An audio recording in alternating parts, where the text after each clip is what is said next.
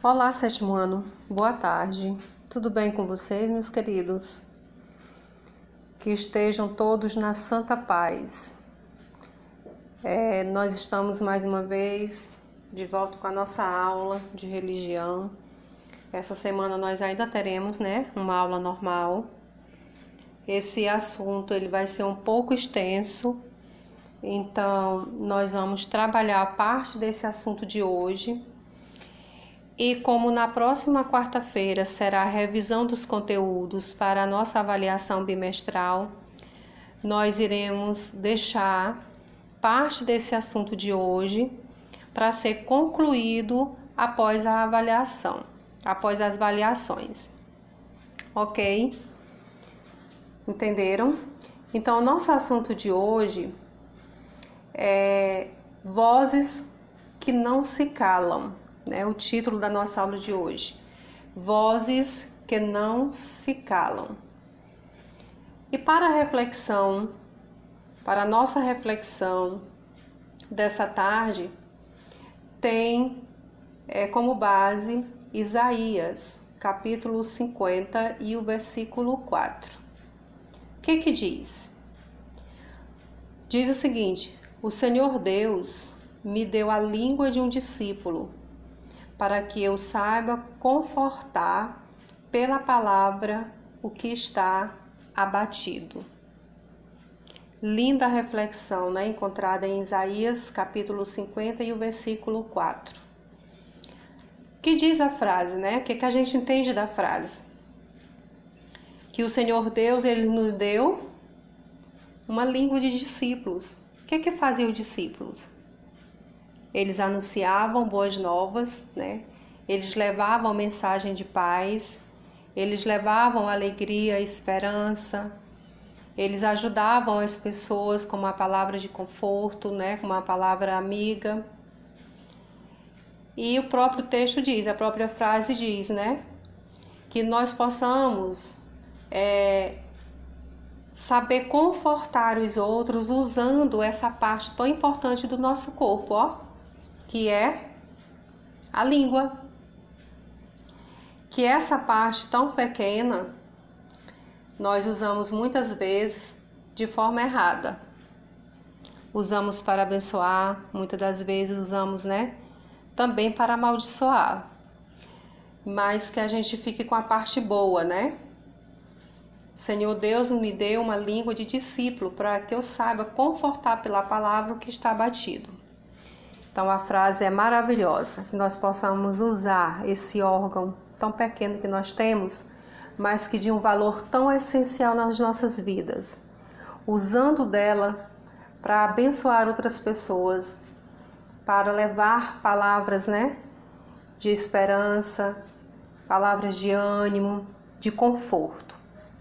Então eles trabalhavam como uma espécie de vamos dizer, de profetas, certo?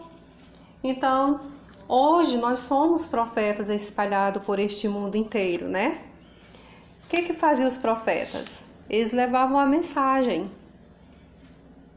Levavam a mensagem de uma forma interessante. Ele lutava pelo povo, ele defendia a causa do povo.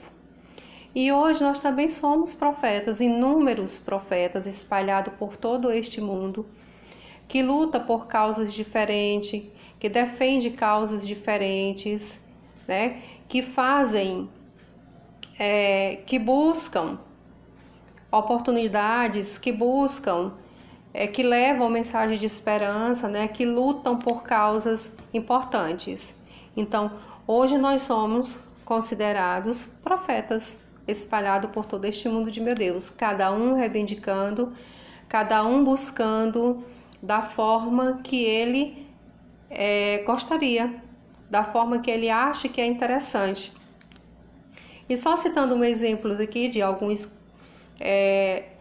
exemplos como se fossem profetas, nós temos compositores, cartunistas, comentaristas, políticos, por que não, poetas, romancistas.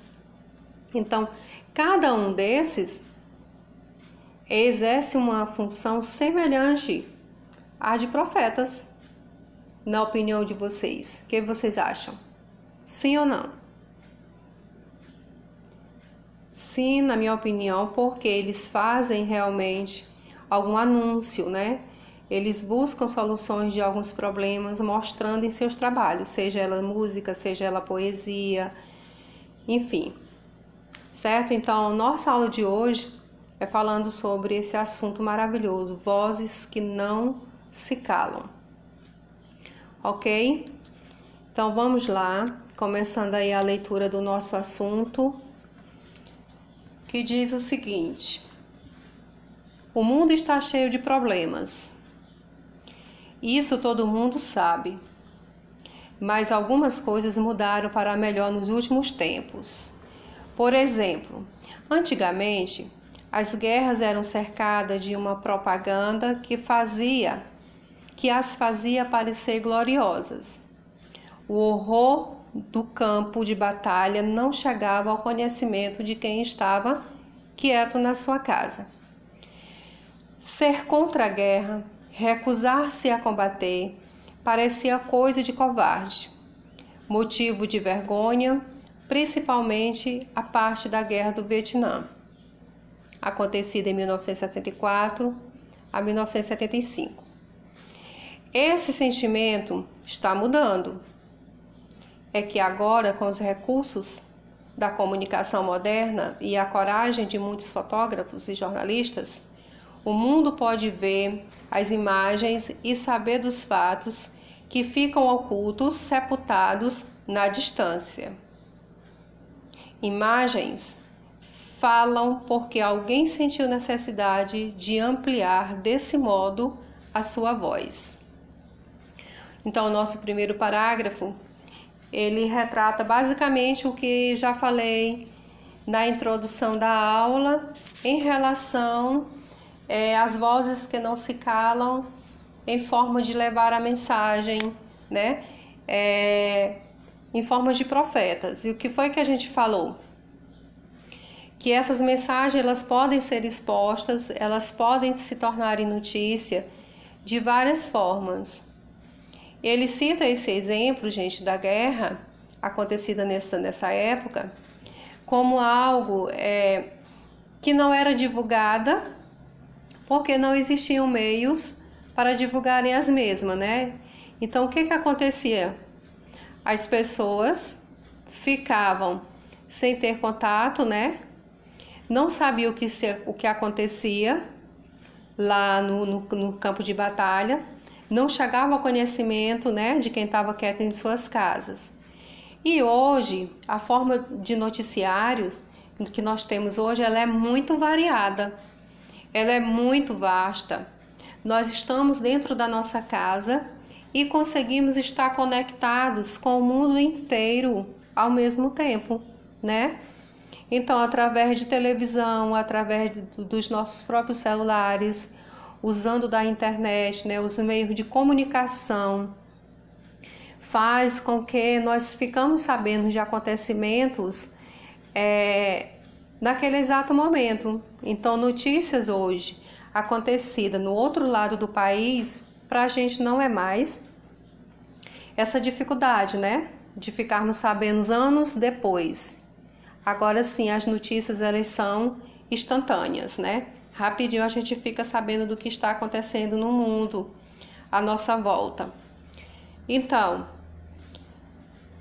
na próxima página, então vocês analisam as imagens que vocês estão vendo aí no texto, né? De que forma isso acontecia. Aí na primeira imagem, helicópteros atacando a vila civil no Vietnã em 1964. A segunda imagem, soldados e tanques em ofensivas na Guerra do Vietnã. E a terceira imagem, jovens americanos protestam na cidade de São Francisco contra a presença das Forças Armadas do seu povo no Vietnã. Formas de protestos são formas de levar informação, né? E de reivindicar, que é no caso o que eles estão fazendo, né? No caso dos jovens. No próximo parágrafo, mas não só os jornalistas e fotógrafos denunciam. o que vai de errado pelo mundo. Outras vezes se fazem ouvir.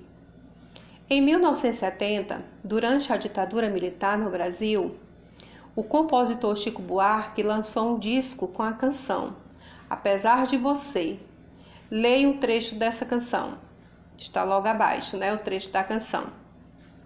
O que diz o trecho da canção? Apesar de você, amanhã há de ser outro dia. Apesar de você, amanhã há de ser outro dia. O que quer dizer essa parte dessa canção? Reflitam, né? Tragam para si o que ela quer dizer para a gente.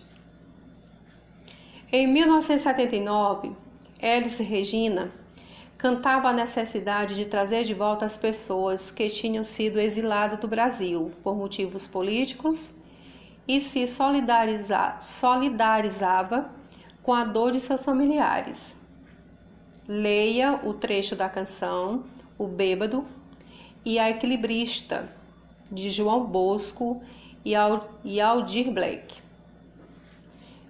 Olha lá o trechinho da música. Meu Brasil, que sonha com a volta do irmão, de Refle, né? Que contata com gente que partiu.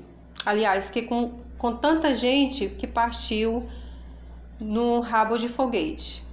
Então ela faz o que, gente, aí? Elis Regina, numa parte da sua música, ela se solidariza, né, com a perca ou com a dor, né, dos familiares que perderam seus entes queridos. Então, as duas coisas, né, as duas partes das canções, eles mostram a manifestação, aquilo que eles desejariam falar, de reivindicar e de buscar. Então, através da música, também é uma porta pela qual nós podemos fazer esse lindo trabalho que é de anunciação, certo? Mas também se protesta fazendo discursos, escrevendo poesia, pintando quadro, trabalhando no teatro de cinema, na TV, desenhando histórias em quadrinhos, fazendo campanha na rua, na internet. Pode-se protestar e anunciar ideias muito sérias, até de forma humorística, como fazem, por exemplo, os cartunistas. Veja essa tirinha em quadrinhos criada por Ziraldo. Observem a tirinha. Veja o que diz a tirinha, também como uma forma de protesto. A gente já viu as duas partes através da música e agora através da tirinha, né? Do cartunista Ziraldo. O que diz aí na tirinha? Porque ser feliz não é um dos direitos humanos. O segundo, porque nenhum governo do mundo obriga as pessoas a serem. Porque nenhum governo do mundo obriga as pessoas a serem felizes. Tá, mas também não colaboram nem um pouquinho. Analisando sobre a tirinha, né? A gente observa as indagações que ele faz, no caso, o protesto que ele faz em relação ao ser feliz, né? Aos direitos do ser humano. Ok? No próximo parágrafo, o texto fala que quem denuncia algo errado, de certa forma, também está anunciando uma esperança. Afinal, quem teria ânimo para protestar se achasse que o errado não tinha mais jeito? Denúncia do erro, sem anúncio de algo melhor, pode gerar mais pessimismo que ação. E ele relata uma história bíblica, né? O que diz a história? Na Bíblia, havia um pessoal que era inspirado para fazer denúncia e anúncio. Esse pessoal eram os profetas. Muita gente pensa em profeta como algo que adivinha o futuro, mas eles não estavam preocupados com o futuro. Queriam melhorar a situação presente. quando anunciavam algo que ainda não havia acontecido. Era para alimentar a esperança do povo, estimular correções do modo de vida, e não era para fazer demonstração de conhecimentos secretos. Mais uma vez, né, mostra para a gente a parte importante bíblica em relação aos profetas e o seu papel importante dentro da sociedade. No parágrafo logo acima, diz que quando nós denunciamos o erro, né, é porque nós estamos vendo que algo pode ser renovado, consertado. Tem-se uma esperança para ver-se um novo conserto. Então, em tudo que a gente luta por algo, né, que protesta por mudança, que protesta por um novo modo, né, de ser, de viver, enfim, é porque nós acreditamos que realmente isso pode ser melhor, que isso tem jeito, certo? Então, denunciar os erros, protestar por algo que está errado, é certo, e é uma esperança que nós temos de realmente conseguir exatamente a coisa certa. Então, é denunciando o que a gente vê de errado, é protestando sobre o que nós achamos que deva ser melhorar, que nós vamos conseguir alcançar essa boa parte. Se nós ficarmos calados, aceitando, né, tudo que nos impõe, então vão achar que todo o tempo que nós estamos felizes, né, porque estamos calados, e não é dessa forma. Então a gente deve sim se pronunciar da forma que você achar que é necessário. Quando algo não for bem, quando você não estiver realmente satisfeito, é um direito, né, que cada um de nós temos de lutar pelaquilo que nós achamos que seja o melhor para nós, ok? Então a nossa aula, ela vai ficando por aqui e nós só vamos retornar a esse conteúdo para finalizarmos após a nossa avaliação. Tudo bem? Por esse motivo, eu não vou deixar a atividade para ser entregue na próxima aula. A nossa próxima aula vai ser uma aula de revisão. Ok, meus amores? Então, fiquem na paz e até a nossa próxima aula.